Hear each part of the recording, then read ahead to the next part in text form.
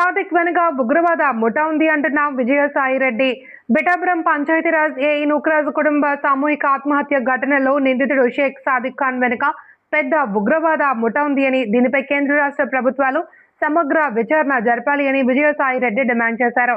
ఈ రోజు ఆయన మీడియాతో మాట్లాడుతూ ఈ ఘటనలో ప్రాణాలతో బయటపడ్డ రావులపాలెంలోని తాత భాస్కర్ రెడ్డి ఇంట్లో ఉన్న బాలుడు రియాన్స్ రెడ్డిని ఆయన పరామర్శించారు.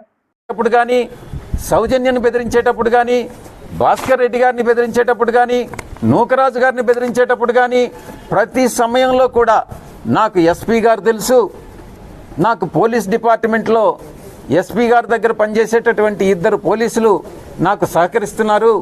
నేను వాళ్ళ సహకారంతో మీ మీద దొంగ కేసులు పెడతాను, మీ కేసులకు దానికి సంబంధించినటువంటి ఆధారాలను కూడా నేను క్రియేట్ చేస్తానని పదే పదే బెదిరించినట్లుగా కూడా ఆయన సమాచారం ఇస్తూ ఉన్నారు. ఇక రియాన్ష్ని ఒక సందర్భంలో జగదీశ్వర్ రెడ్డిని అటు సౌజన్యని బెదిరించేదానికి నేను రియాన్ష్ని టెర్రరిస్టులకు అప్పగిస్తాను అని బెదిరించడం కూడా బ్లాక్మెయిల్ చేసినట్టుగా కూడా తెలుస్తూ ఉంది. 1 కాదు 2 కాదు 10 నేరాలు కాదు, 100 నేరాలు కలిపితే ఎవరైతే ఒక వ్యక్తి తయారవుతాడో అటువంటి వ్యక్తి సాదిక్ అనడంలో సందేహమే లేదు అని నేను చాలా విశ్వసనీయతతో చెప్తా ఉన్నా.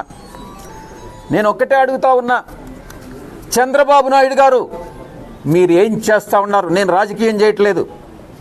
జగన్మోహన్ రెడ్డి గారు మీరేం చేస్తూ ఉన్నారు ప్రతిపక్షంలో కూర్చొని?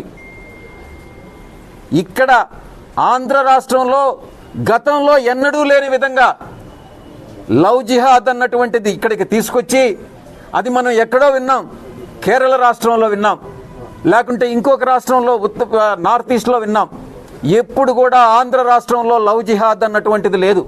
కానీ ఈరోజు లవ్ జిహాద్ పేరుతో మత మార్పిడులు జరుగుతూ ఉంటే నేను ఇప్పుడు 2024 అని చెప్పట్లేదు, 2019 నుంచి కూడా మత మార్పిడులు జరుగుతూ ఉంటే మీరందరూ కూడా గత ప్రభుత్వం కానీ ఈ ప్రభుత్వం కానీ స్పెక్టేటర్స్గా ఒక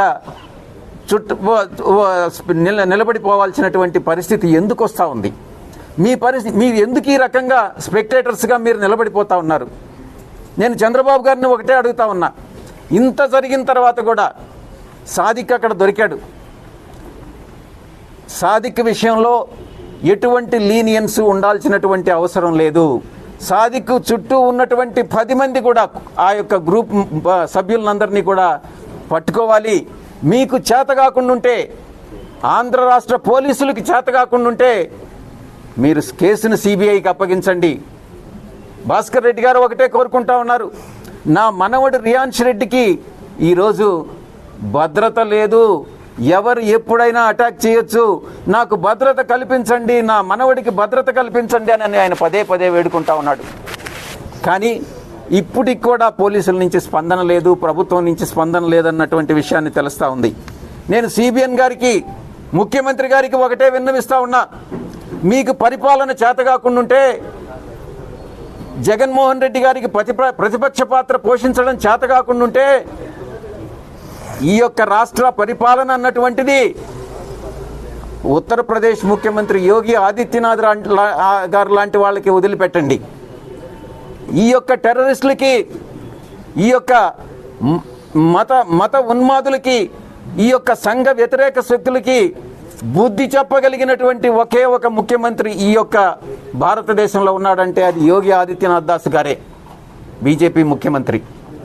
మీకు చేతగాని తనంతో మీరు ఈ రాష్ట్రాన్ని, భావి తరాలని, భావి ఆంధ్రదేశ పౌరుల్ని మీరు ఈ రకంగా ఈ యొక్క దీన్ని ఒక మత రాష్ట్రంగా మార్చాలి అని అంటే మేమేమి చూస్తూ ఊరుకునేదానికి మేము సిద్ధంగా లేము అన్నటువంటి విషయాన్ని నేను చంద్రబాబు గారికి నేను విన్నవించుకుంటా ఉన్నా. నేను ఒకటే అడుగుతా ఉన్నా, చంద్రబాబు గారిని నేను ఒకటే కుటుంబం కాకుండా ఈ సాదిక్ నేతృత్వంలో ఉన్నటువంటి ముఠా 10 మంది ముఠా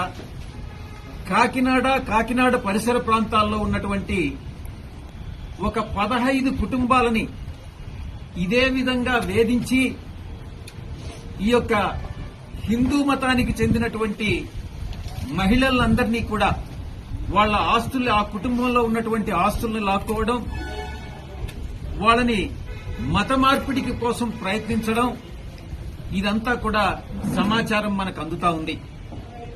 కానీ పోలీసు వ్యవస్థ నుంచి ఇప్పటి వరకు కూడా ఈ యొక్క కుటుంబానికి, అంటే నూకరాజు గారి కుటుంబానికి, నూకరాజు గారు, నూకరాజు గారి భార్య మీనా గారు, నూకరాజు గారి కూతురు సౌజన్య, వీళ్ల ముగ్గురు మాత్రం చనిపోయినటువంటి విషయం, వీళ్లు బాధితులు అన్నటువంటి విషయం మాత్రమే తెలియవస్తుంది. కానీ కాకినాడ పరిసర ప్రాంతాల్లో, రాజమండ్రి పరిసర ప్రాంతాల్లో 15 కుటుంబాలు, హిందూ కుటుంబాలు, బాధిత కుటుంబాల నుంచి సమాచారం ఇంతవరకు పోలీసుల నుంచి కూడా బయట రాకపోవడం అన్నటువంటిది దురదృష్టకరం.